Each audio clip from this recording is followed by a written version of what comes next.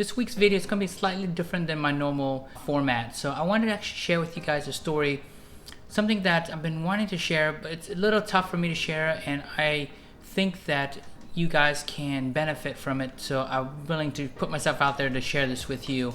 I hope you guys can take something from it. I hope that it resonates with somebody and that it helps somebody out there today. And that's all I really wanted to do.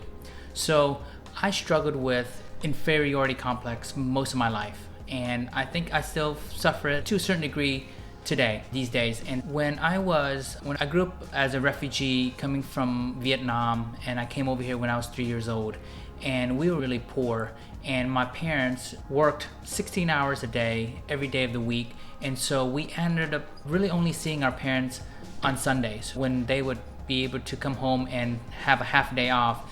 And basically we lived at our babysitter's house, so it's me and my older sister. And so what I realized very young was that my parents weren't around very much, and so if I was going to do anything in life, I would actually going to have to push myself to do it. And so as a kid, I was very short. I'm still pretty short today, but I was shorter than the average kid for my age. And so I was always the last to be picked for anything, for sports, for games, tag, whatever. I was always the last one. And it really made me, it really exacerbated my sense of not belonging. And being an immigrant, being Asian, and being short just compounded in itself. And I always felt like I needed to prove myself that I belonged. And it was something that has pervaded a lot of my life. But the thing is, what I've realized, there are certain things about it that's really helped me along the way. And so when I was in high school, I was still barely 5 foot tall. And so that was pretty short for anybody, and definitely even for an Asian guy. And so I wanted to belong. I wanted to play sports, and was one thing I found that I was really decent at, or at least halfway competent, was playing sports. But I picked the one sport that was actually really made for tall people, and that's volleyball. Okay, and was the shortest guy on the team by like probably 4 to 5 inches easily, and because I was 5 foot tall, and even the short guys at 5'5" were taller than I was. And so everything was so much more difficult. I realized that if I was gonna be able to do anything in volleyball, I'm gonna have to just work out and just train so much harder than everybody else, just to even be playing at that level. And so I spent extra time with the coach.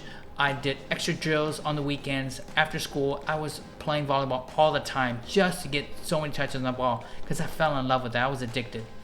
And soon enough, I stopped sucking because I worked so hard, and over the span of a year, I became one of the better players on the team. And so by like my junior year, I actually became the team captain on the team. So that felt really awesome to be able to excel at something that I really put my heart into. When I was finished up with high school and I was applying for colleges, I wanted to go to University of Virginia. And I applied there, got into the school, and then I looked into possibly playing volleyball in college. I found out that the University of men's volleyball team just came off their best season to date, and that was to finish the year at number 4 in the country. So they are really good. And so I told my teammates in high school that I was going to try out for that team. Of course, they all laughed. And it was disheartening. Honestly, I thought that I would get support from them, but our volleyball team in high school was not very good. I was the best player on the team by my senior year, but that's not really saying much. The bar was very low. And so I realized that if I was actually going to try out for this team, even have an inkling of even attending the tryouts, I knew that I actually had to work so hard. And so that summer before my fall semester in college, I trained every day, worked out, did so many drills by myself as much as I could, played as much volleyball as I could. And then come the fall, I ended up attending tryouts. It had open tryouts for one day, and I attended the tryouts and just went after everything, gave it 110%.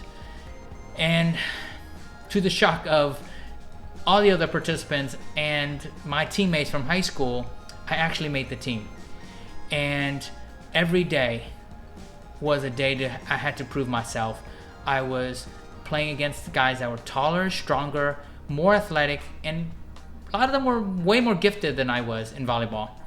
And so every single day I was having to push myself, train so much harder just to even play at that level, much less try to compete at that level. And by having to do this extra work every single day, it gave me a certain amount of determination, grit, just hunger to just keep striving, pushing and pushing. And the thing that was something that really drove me every single day, the mantra that I always told myself was that you can be taller than me, you can be stronger than me, you can be more gifted than me, but you're never gonna outwork me. And that was the philosophy I took into sports, but also into my engineering academics, as well as after that into business, because they can be more gifted, they can have advantages that you weren't born with. There's no point in dwelling with that. Control the things that I could control, which was my work ethic, my ability to hustle and give it my heart and give it my all. I didn't always succeed, but when I did, it felt amazing. And so why do I tell you guys this?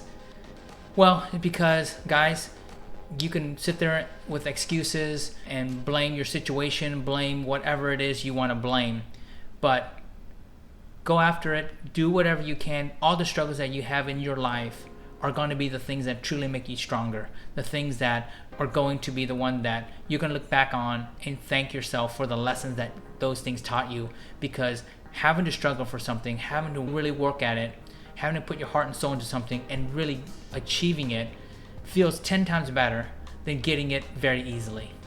And none of the things I've gotten in my life have been very easy. The businesses that I have built have been through years of blood, sweat, and tears to build the businesses and the companies that I have. A lot of errors, a lot of mistakes, a lot of money lost, but valuable lessons to be the person that I am today. And so embrace your journey, embrace the suck when it does suck, guys, but know that's part of your path, and that's something that you're gonna look back on and cherish because it's made you into the person that you are today, that has really been successful. And so I hope this message lands with some people. If it does, give me a comment below. Tell me what you guys had to struggle with in your life that has forged the person that you are today. I would love to hear your story, and I hope you guys got some value out of today's video. And make sure you guys subscribe to this channel. The normal content we have is a lot more instructional and a lot more how-to type of content for your business. So hope you guys come back for more videos. Take care. Bye-bye.